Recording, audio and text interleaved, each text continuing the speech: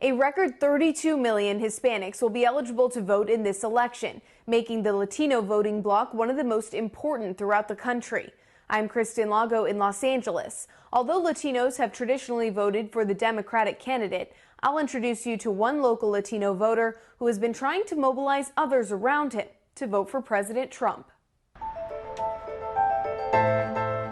Every day for the better part of the last 2 years, Jesse Holguin has dedicated time to interacting with other Latino voters. I see how it always is full of requests. Other voters who, like him, will be or have already casted their ballots for President Trump. But I like him because he keeps his word. He's the only president that I've seen that keeps his promises. If he says he's going to do it, he does it. Holguin is actually a former gang member who converted to Christianity after a shooting when he was 26 years old.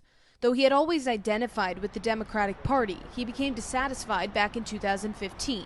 And though he didn't support Trump at first, it's safe to say 4 years later, he's changed his tune. You ask, how could I vote for Trump? How could Latinos vote for Trump? I say, how could they not?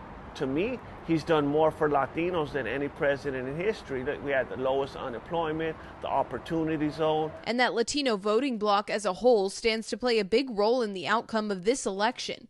While the group traditionally supports Democratic candidates, some, like Jesse, believe their socially conservative values are more aligned with Republican principles. We're entrepreneurs, we're hard workers, we have faith, our values. Like most Latinos are conservative, they just don't know it. It was that motivation that inspired him to launch a Lexit movement here in California. Lexit is the Latino exit from the Democrat Party. It's one of several throughout the country engaging Latino voters who support Trump and other conservative leaders. Because as Jesse told me, though Latinos for Trump may be seen as a minority, he doesn't think they're as much of a rarity as you might imagine. Look at me, I'm an ex-gang member from La Puente, California.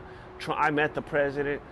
I've been invited to the White House 5 times, and even every time I went to the White House, hundreds of Latinos. Offering insight that the Latino voting bloc might not be the monolith that some have imagined.